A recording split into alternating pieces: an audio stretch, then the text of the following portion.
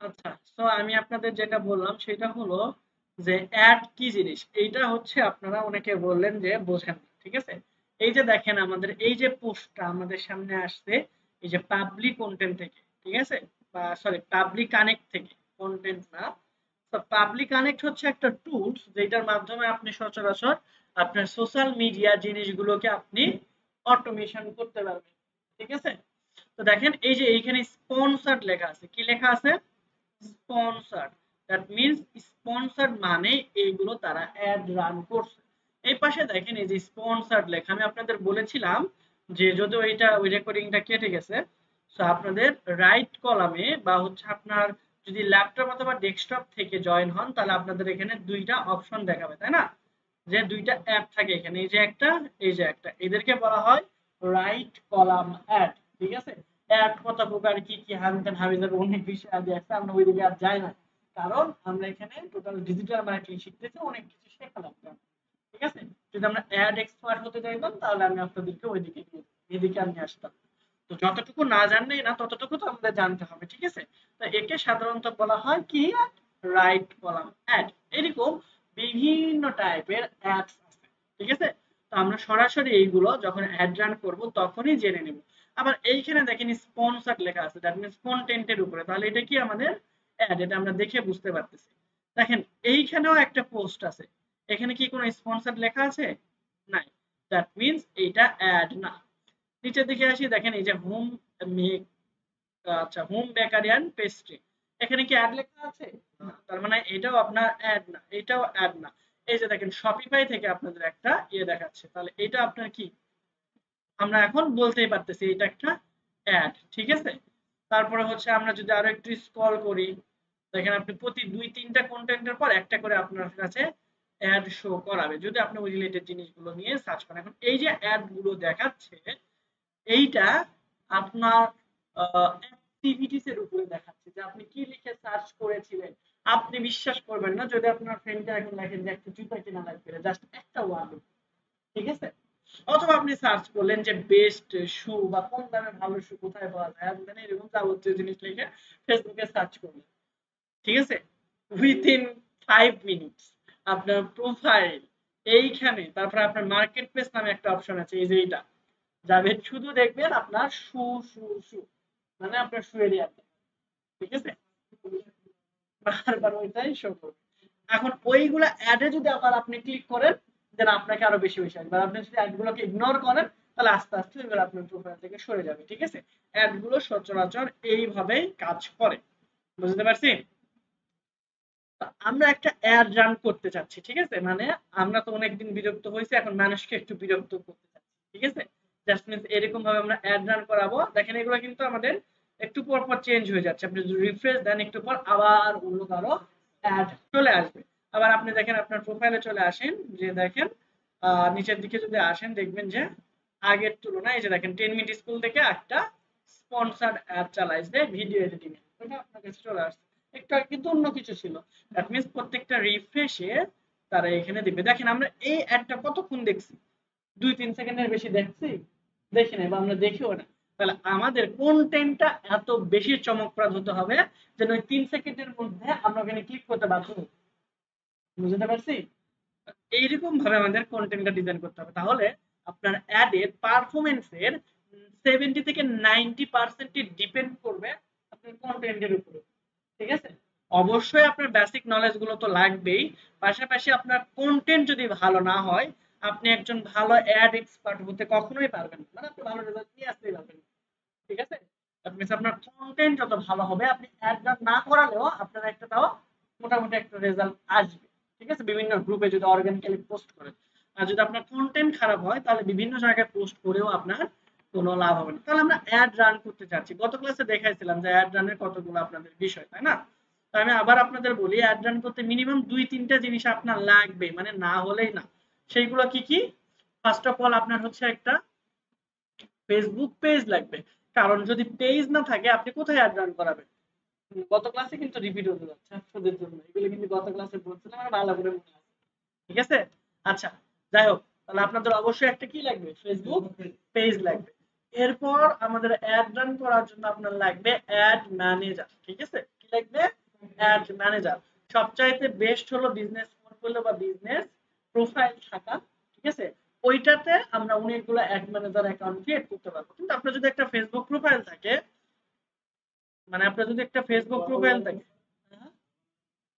Dollar তো লাগবে, এটা এমনি এমনি করে দেবে। ওটা মানে আপনার ইনিশিয়াল প্রস্তুতি হিসেবে আপনার এগুলা জিনিসপত্র ছাড়া আপনি অ্যাড রান করতে পারবেন না, সেটা আমি বলতেছি, ঠিক আছে? ডলারে আসবো আমরা। হ্যাঁ, হুম, কি অ্যাকাউন্ট? ও, হ্যাঁ অবশ্যই ব্যাংক অ্যাকাউন্ট, আমি ওটাতে আসতেছি। তো দেখেন প্রথমে আমাদের লাগবে কি, একটা ফেসবুক পেজ লাগবে। এখন এই অ্যাড ম্যানেজার ক্রিয়েট করতে গেলে বা ফেসবুক পেজ ক্রিয়েট করতে গেলে আপনার কিন্তু ফেসবুক প্রোফাইলও লাগবে, ঠিক আছে? ওটা মাস্ট বি লাগবে। তো এইটা এখানে উল্লেখ না থাকলেও আমাদের ইনডিরেক্টলি লাগতেছে, ঠিক আছে? তাহলে ফেসবুক প্রোফাইল না থাকলে আমরা অ্যাড ম্যানেজারও ক্রিয়েট করতে পারবো না, পেজও ক্রিয়েট করতে পারবো না। আর আমাদের সবার ফেসবুক প্রোফাইল আছে। এই দুইটা জিনিস তো আমাদের লাগবেই। আর একটা জিনিস লাগবে, সেটা হলো আমাদের পেমেন্ট মেথড।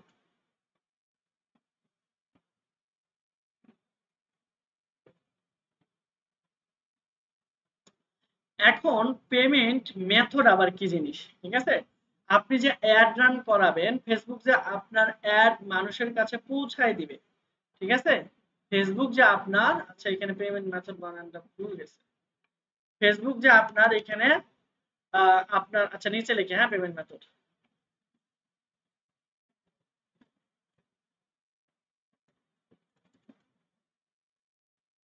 স্পেস কেমন জানে হচ্ছে না। ওকে, দেখেন আপনার হচ্ছে এইখানে পেমেন্ট মেথড লাগবে। তাহলে পেমেন্ট মেথড কি? পেমেন্ট মেথড হলো আপনি যে অ্যাড রান করালেন, অর্থাৎ একটা তো উদ্দেশ্য আছে যে আমার নির্দিষ্ট পরিমাণ বা নির্দিষ্ট একটা ক্যাটাগরির মানুষের কাছে আমার অ্যাডটা পৌঁছে দেয়, তাই না? এই কাজটা কে করবে? মেটা বা ফেসবুক, তাই না? তো এই ফেসবুককে আপনার কি করতে হবে? টাকা দিতে হবে না, এমনি এমনি করে দেবে? অবশ্যই এমনি এমনি করে দেবেন। তো এই টাকা দেওয়ার প্রসেসটাকেই বলা হচ্ছে আমাদের পেমেন্ট মেথড। এই পেমেন্ট করার জন্য আপনার অবশ্যই অবশ্যই কার্ড লাগবে, ঠিক আছে? তো আপনার ব্যাংক অ্যাকাউন্ট থাকলেও হবে, না থাকলেও ডুয়েল কারেন্সি কার্ড করা যায়, ঠিক আছে? ডাচ বাংলাতে গেলেও ডুয়েল কারেন্সি কার্ড বা যে কোনো ব্যাংকে গেলে আপনার ডুয়েল কারেন্সি কার্ড বললে ওরা আপনাকে, হ্যাঁ, ডুয়েল কারেন্সি কার্ড করে দেবে। এখন ভোটার আইডি কার্ড তো লাগবে মাস্ট, পাশাপাশি আপনার পাসপোর্ট ছাড়া এই ডুয়েল কারেন্সি কার্ড করতে পারবেন না। হ্যাঁ, বলেন। না, এখানে অবশ্যই দুইটা কারেন্সি থাকতে হবে আপনার, অর্থাৎ হ্যাঁ ডলারও থাকতে হবে।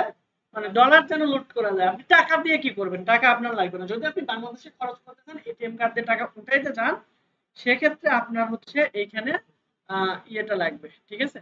আমি কি বললাম যে আপনার ডুয়েল কারেন্সি কার্ড লাগবে, তো এটার জন্য আপনার মাস্ট বি পাসপোর্ট লাগবে।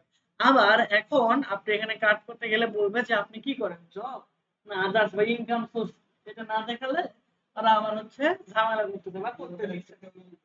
হ্যাঁ, যে আপনার ব্যাংক অ্যাকাউন্ট থাকলেও বলবে যে আপনি সরকারি চাকরি করেন না কি করেন, আপনার একটা স্যালারি স্টেটমেন্ট তারা চেয়ে, ঠিক আছে? এটা একটা বিড়ম্বনা বিষয়। স্টুডেন্টের ক্ষেত্রে আপনি কথা বলে দেখতে পারেন। আমি গেলাম তো ওদের সাথে আমার ঝামেলা হয়েছে। ইউসিবিতে গেছিলাম, বলে আমার ব্যাংক স্টেটমেন্ট নিয়ে আসতে, মানে স্যালারি স্টেটমেন্ট। আমি স্যালারি স্টেটমেন্ট নিয়ে আমার ওখানে কে যাবে? পরে আর করি না, পিওনিয়ার কার্ড আছে, আমি ওইটা দিয়েই করেছিলাম। আমি রিসেন্টলি ঘটনা, ঠিক আছে? তবে আবার আম্মুরটা দিয়ে করেছিলাম অনেক আগে, ঠিক আছে? সেক্ষেত্রে লাগে না, ঠিক আছে? সেক্ষেত্রে আমাদের কোনো কিছুই লাগে না, ওরা ওদের মতো করে, মানে গ্রামে হলে সমস্যা হয় না, শহরে হলে একটু ওদের মানে পাঁচ বেশি, ঠিক আছে? আচ্ছা, না হোক, তাহলে আপনার হচ্ছে এখানে আপনার ডুয়েল কারেন্সি কার্ড লাগবে। আর ডুয়েল কারেন্সি কার্ড করতে গেলে আপনার একটা ব্যাংক অ্যাকাউন্ট থাকলেও হবে, না থাকলেও আপনি ডুয়েল কারেন্সি কার্ডের জন্য আবেদন করতে পারবেন নির্দিষ্ট কিছু ব্যাংকে, ঠিক আছে? আর মোটামুটি হচ্ছে সবচাইতে ভালো একটা যে আপনার সেভিং অ্যাকাউন্ট বা কোনো একটা অ্যাকাউন্ট ক্রিয়েট করে ওইটার আন্ডারে কার্ডটা নিয়ে নিলেন। এবং কার্ড নিতে গেলে আপনার হচ্ছে অবশ্যই পাসপোর্ট থাকতে হবে। পাসপোর্ট ছাড়া আপনাকে ডুয়েল কারেন্সি কার্ড দিবে না। এখন কার্ড নিয়ে গেলে যে আপনি সব খরচ করতে পারবেন এমন না। এখানে লিমিট থাকে, বছরে আপনি প্রায় $12,000 খরচ করতে পারবেন। এইটা এনরোল করতে হবে। মনে করেন আপনি $50 খরচ করবেন, $50 আপনার পাসপোর্ট টাসপোর্ট নিয়ে গিয়ে ওনার কাছে বলতে হবে আমাকে $50 আপনি এনরোল করুন। তারপরে উনি আপনাকে $50 যে টাকাটা হয় আপনি টাকাটা দিবেন, আপনাকে ওরা ওই ডলারটা ওখানে কনভার্ট করে দেবে। বুঝলেন? হ্যাঁ হ্যাঁ, এই $50 লিমিট দিয়ে দিবে, আপনি এখানে করতে পারবেন। ঠিক আছে, তো এইরকম ভাবে করতে পারেন। আর একটা ওয়ে আছে, সেটা হলো আপনার পেওনিয়ার কার্ড। ঠিক আছে, পেওনিয়ারের মাধ্যমে বাংলাদেশে যতগুলো পেমেন্ট গেটওয়ে আছে সবচেয়ে ভালো হলো এখন পেওনিয়ার। ঠিক আছে, এছাড়াও আমাদের ইন্টারন্যাশনাল পেমেন্ট গেটওয়ে এর মধ্যে পেপাল ভালো ছিল, কিন্তু বাংলাদেশে সাপোর্ট করে না। ঠিক আছে, এই জন্য একমাত্র এবং লাস্ট ভরসা হলো আমাদের পেওনিয়ার। তা আপনি কি করবেন, অবশ্যই একটা ব্যাংক অ্যাকাউন্ট আপনার লাগবেই। আপনার নামে করেন আর আপনার বাবা মার নামে করেন, ওই ব্যাংক অ্যাকাউন্ট আপনার পেওনিয়ারের সাথে অ্যাটাচ করতে হবে। ঠিক আছে, আপনি ব্যাংক অ্যাকাউন্ট ছাড়া পেওনিয়ার অ্যাকাউন্ট কখনো অ্যাপ্রুভ করাইতে পারবেন না। ঠিক আছে, এখন আপনার এনআইডি তে যে নাম থাকবে, পিওনিয়ারের সকল ডিটেলস আপনার ওই ব্যাংক অ্যাকাউন্ট অনুযায়ী দিবেন। দ্যাট মিন্স আপনার যে এনআইডি থাকবে, ঠিক আছে, এই এনআইডি সকল ইনফরমেশন, আপনার জন্ম তারিখ, নাম হুবহু দিয়ে আপনার কি করবেন, ব্যাংক অ্যাকাউন্ট ক্রিয়েট করবেন। ঠিক আছে, BA that means bank account, এবং এই ব্যাংক অ্যাকাউন্ট যেটা দিয়ে ক্রিয়েট করছেন এই ভোটার আইডি কার্ড দিয়ে, ওই ভোটার আইডি কার্ডের সকল ইনফরমেশন দিয়ে আপনি পেওনিয়ার অ্যাকাউন্ট করবেন। ঠিক আছে, এই পেওনিয়ার অ্যাকাউন্টে একদম লাস্টের দিকে আপনার এই ব্যাংক অ্যাকাউন্ট নাম্বারটা চলে। ঠিক আছে, ব্যাংক অ্যাকাউন্ট দিয়ে দিলে আপনার পেওনিয়ার অ্যাকাউন্টটা মোটামুটি অ্যাপ্রুভ করে ফেলবে। এখন পেওনিয়ার অ্যাকাউন্ট হয়ে গেলে আপনি এখান থেকে ডলার খরচ করতে পারবেন না, আপনাকে পেওনিয়ার থেকে একটা কার্ড নিতে হবে। ঠিক আছে, এটাকে বলা হয় ডুয়াল কারেন্সি মাস্টার কার্ড বা পেওনিয়ারের কার্ড। তো এইখানে এদের কার্ড আবার দুই ধরনের হয়, একটা হচ্ছে ভার্চুয়াল আর একটা হলো ফিজিক্যাল কার্ড। আপনি যদি ভার্চুয়াল কার্ড দেন তাহলে আপনার খরচ অনেক কম হবে, আর ফিজিক্যাল কার্ড নিলে আপনার বছরে $29 করে ওরা কেটে রাখবে। এখন এই কার্ড নিতে গেলেও আপনাকে মিনিমাম $100 এখানে কোথাও থেকে আর্নিং দেখাতে হবে, আদারওয়াইজ আপনাকে তারা ভার্চুয়াল কার্ড বলেন আর ফিজিক্যাল কার্ড বলেন দিবেন। ঠিক আছে, তো $100 এখন আপনাদের বাংলাদেশি ডলারে চলতেছে 125 করে, মানে আপনি যদি ডলার কিনতে চান, আর যদি বেচতে যান তাহলে আপনাকে 117 করে দিচ্ছে। ঠিক আছে, রিসেন্ট খবর নিলাম 117 করে দিচ্ছে। মানে আপনি ব্যাংক থেকে নিলে যেটা রেট 117 না 119 পয়েন্ট সামথিং, আর ব্যাংকের কাছে দিলে আপনার 117 করে দিচ্ছে। আর আপনি যদি হচ্ছে এখান থেকে ব্যাংক থেকে পেওনিয়ারে ঢুকাইলে আপনাকে কার্ড দিবে না, তা অন্য কোনো সোর্স থেকে, দ্যাট মিন্স পেওনিয়ার থেকে বা আপনি কোনো আপনার ফাইবার থেকে অথবা আপওয়ার্ক থেকে মানে ফ্রিল্যান্সিং করে আপনি যা আর্ন করছেন সেইটার প্রুফ পেওনিয়ারকে দিতে হবে। বুঝাতে পারছি? তার মানে আপনি যদি এখানে $100 কোথাও থেকে আর্নিং করেন বা কারো কাছ থেকে ডিপোজিট করেন, ধরেন যে আমি আপনাকে আমার পেওনিয়ার থেকে আপনার পেওনিয়ার $100 দিলাম, তারপরে আপনি কার্ডের জন্য অ্যাপ্লাই করতে পারেন। এই ডলার তাদেরকে দিয়ে দিতে হবে না, হয়তো বা $10 $5 ওদের যে সার্ভিস চার্জ আছে সেটা কেটে রাখবে, আর বাকিটা আপনি আপনার কার্ড দ্বারা ইউজ করতে পারবেন। বুঝতে পারছি? দ্যাট মিন্স ওদেরকে টাকা সম্পূর্ণ দিতে হবে না। আপনি ব্যাংকে যদি করেন আপনাকে ভ্যাট ট্যাক্স দিতে হয় না, ওদের যে চার্জ আছে $5 বা $3 $7 যেটা আছে ওইটা কেটে রাখবে, বাকি ডলার আপনি বুস্টিং এর ক্ষেত্রে ইউজ করতে পারবেন যদি তারা আপনার কার্ডটা অ্যাপ্রুভ করে। ক্লিয়ার? বুঝতে পারছি? ওই কার্ডটা নিলে স্মুথলি সবচাইতে বেটার। ঠিক আছে, আপনি এখানে এত ঝামেলা করে আপনি মনে করেন যে $50 ইনভেস্ট করছেন, ফুরাই গেল, আবার $50 করতে কিন্তু আপনার ব্যাংকে যে বসে রাখতে হবে, আবার ওটা ফুরে গেলে আবার $50 জন্য আপনার কিন্তু এখানে যে বারবার বসে থাকতে হবে। ঠিক আছে, এটা কিন্তু অনেক প্যারা প্রথমত। সেকেন্ডলি এইগুলো বাংলাদেশে যে যতগুলো কার্ড আছে, ঠিক আছে, এই কার্ড গুলো থেকে স্মুথলি কোনো ইন্টারন্যাশনাল গেটওয়ে ভালো করে পেমেন্ট নিতে পারবে, খালি কার্ড ব্লক করে দেয়। ঠিক আছে, দ্যাট মিন্স আপনি যে ব্যাংক ইউজ করেন না কেন ওদের সিস্টেম অত স্ট্রং না, কেউ যদি পেমেন্ট নিতে আসে কার্ডই ব্লক করে দেয়, দ্যাট মিন্স পেমেন্ট নিতে পারে না। দ্যাট মিন্স আপনি অ্যাড ডান করলেন, ধরেন এখানে আপনি $35 অ্যাড ডান করলেন, ঠিক আছে, $35 আপনি মোটামুটি কিছু ডলার খরচ করলে $35 পর্যন্ত আপনি ফেসবুক থেকে ব্যবহার করতে পারেন, এটাকে বলা হয় চিসল ডলার। ঠিক আছে, $35 ইউজ করলেন, এখন ওটাকে তো আপনি ধার নিতেন, ওটা যদি আপনার সুদ দিতে চাইতেছেন কিন্তু দেখা যাচ্ছে কার্ড নিতেছে না, খালি ডিসপ্লেন করে দিচ্ছে। আবার আপনার ব্যাংকে ফোন দিয়ে $20 মিনিমাম $20 নিচ্ছে, আপনি ওই আপনার ওই যে কল সেন্টারের যে ইয়ে থাকে ওনার কাছে পৌঁছাইতে পারবেন না। মানে আমি বলতেছি জাস্ট এক্সাম্পল, তাই না, যে আপনি কাস্টমার কেয়ারের সাথে কথা বলতে এখানে টিপুন নিতে দিতে $20 শেষ। ঠিক আছে, তো এইরকম একটা ঝামেলা কিন্তু থেকেই যায়। ঠিক আছে, তাহলে সবচেয়ে বেস্ট অপশন হলো যে আপনার এই $50 না করে $100 টাকা কোনোভাবে ম্যানেজ করে আপনি পেওনিয়ার অ্যাকাউন্টটা করে ফেলা সবচাইতে বেস্ট ওয়ে। আর না হলে আপনার পাসপোর্ট দিয়ে, আপনি যদি পাসপোর্ট না থাকে এই পাসপোর্টের টাকা দিয়ে আর $50 টাকা দিয়ে কিন্তু পেওনিয়ার অ্যাকাউন্ট হয়ে যাবে। ঠিক আছে, পাসপোর্ট করতে আপনার মিনিমাম $5,500 লাগবে, আবার দৌড়াদৌড়ি করতে $7,000 চলে যাবে দালাল ছাড়াই। ঠিক আছে, পাসপোর্ট তো লাগবে যদি আপনি বাইরে যান, না গেলে তো দরকার হচ্ছে না। ঠিক আছে? আচ্ছা যাই হোক। তো এই গেল আপনার হচ্ছে অ্যাড কি এবং অ্যাড অ্যাকাউন্ট ক্রিয়েট করতে যা যা জিনিস লাগবে। যদি এটা গত ক্লাসে বলা হয়েছিল, আপনার একটা ক্লাস আপনার বেশি নিতেছেন। এটা এটা ঠিক না। আচ্ছা, এখন আমরা হচ্ছে অ্যাড অ্যাকাউন্ট ক্রিয়েট করব কিভাবে আমরা গত ক্লাসে দেখিয়েছিলাম। তাই না? তেমন কোনো কিছুই না। আপনি হচ্ছে এই যে ফেসবুক প্রোফাইলে আসবেন, ফেসবুক প্রোফাইলে এসে এখান থেকে দেখবেন সি অল নামে একটা অপশন বা সি মোর নামে একটা অপশন আছে। এই সি মোরে আপনারা ক্লিক করবেন, এরপরে এই যে দেখেন অ্যাড ম্যানেজার, ঠিক আছে? এই অ্যাড ম্যানেজারে ক্লিক করবেন, আপনারা দেখবেন অটোমেটিক্যালি একটা অ্যাড ম্যানেজার অ্যাকাউন্ট ক্রিয়েট করা আছে। বুঝতে পারছেন?